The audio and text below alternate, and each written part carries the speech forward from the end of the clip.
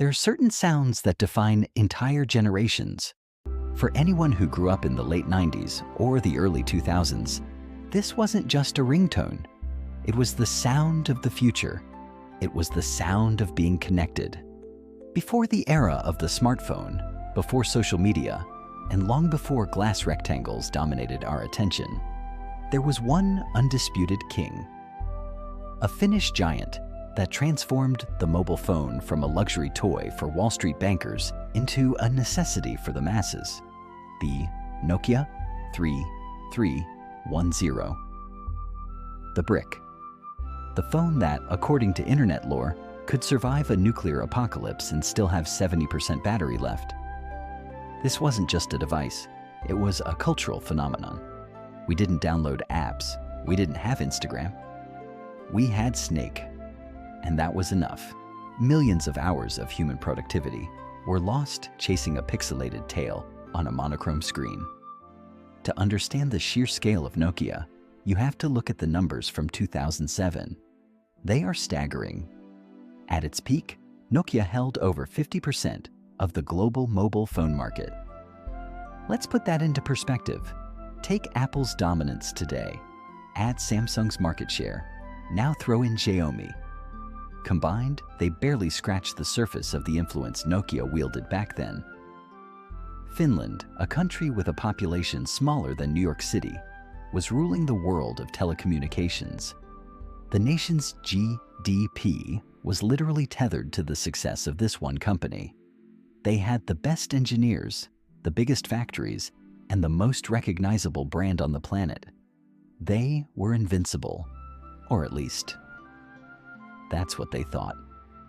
January 9th, 2007, San Francisco. Steve Jobs walks onto a stage and introduces a device he calls three things in one: a widescreen iPod, a revolutionary mobile phone, and an internet communicator. The world held its breath. But back in Espoo, Finland, the reaction was different. It was skepticism, even mockery. When Nokia's engineers got their hands on the first iPhones and tore them apart in their labs, they didn't see a threat. They saw a technological failure. They pointed to the cold, hard specs. The iPhone didn't have 3G, only the slow 2G edge network. The camera was laughable compared to the Carl Zeiss optics on the Nokia N95. The battery barely lasted a day, whereas a Nokia could last a week. And most importantly, no physical keyboard. No one will want to type on glass, they said. Besides, drop it once and it shatters. Nokia's leadership made a fatal error in judgment.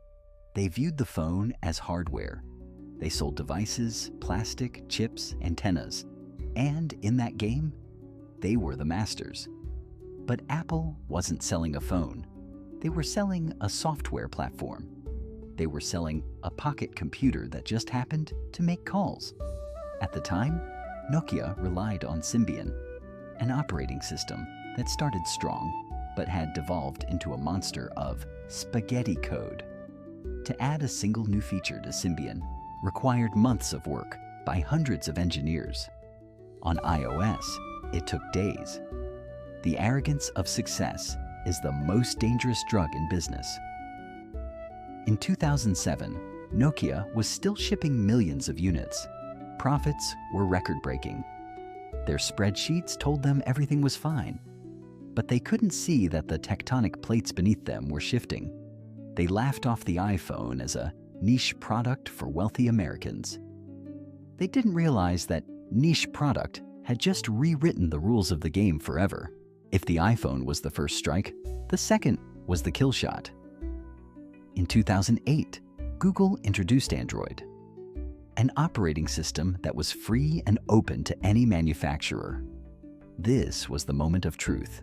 Samsung, LG, and HTC, they all jumped on the Android bandwagon. They realized they couldn't fight Apple's software alone, so they united under Google's flag.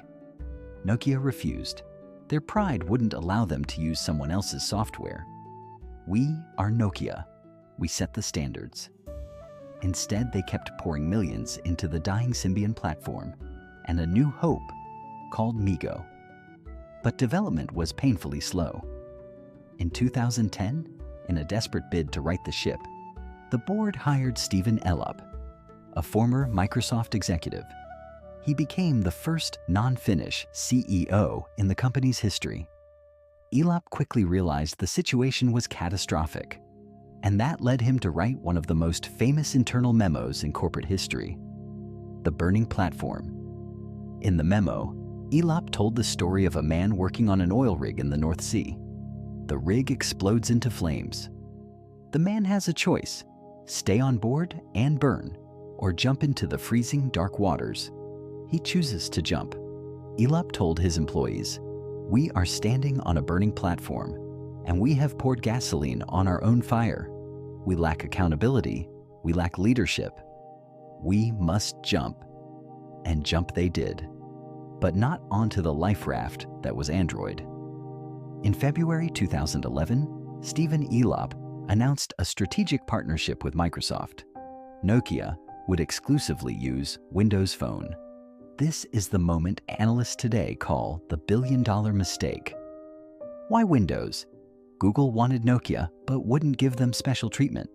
Microsoft, however, offered billions in marketing support and the promise that Nokia would be the undisputed king of the Windows ecosystem. To be fair, the Nokia Lumia phones were beautiful. The hardware was top tier. The cameras were unrivaled. But there was one problem that no amount of industrial design could fix: the app gap. Developers were already building for iOS and Android. They had no time, resources, or desire to code for a distant third platform.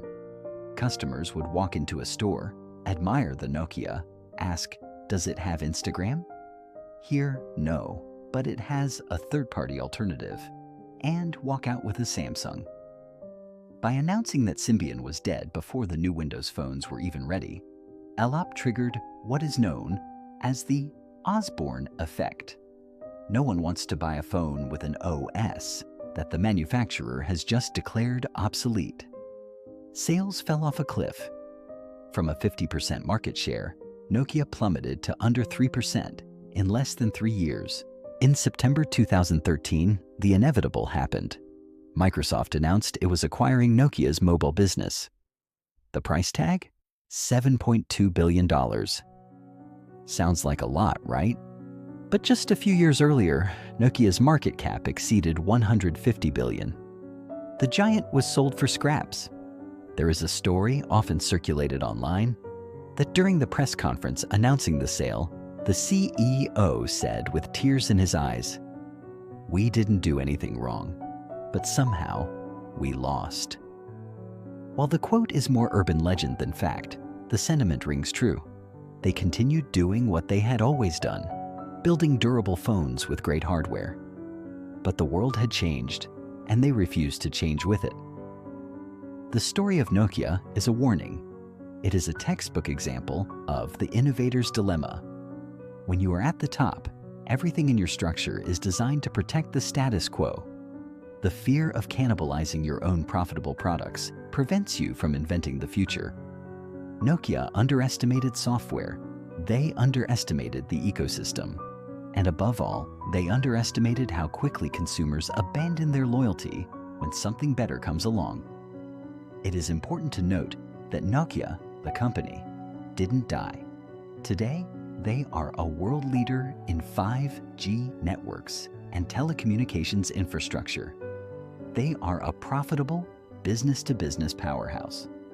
But the Nokia we knew, the one that was in every pocket and purse, that company is history. Sometimes being too big to fail just means the ground shakes harder when you fall.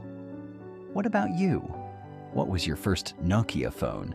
And do you think if they had chosen Android, Samsung would even exist as we know it today? Let me know in the comments below.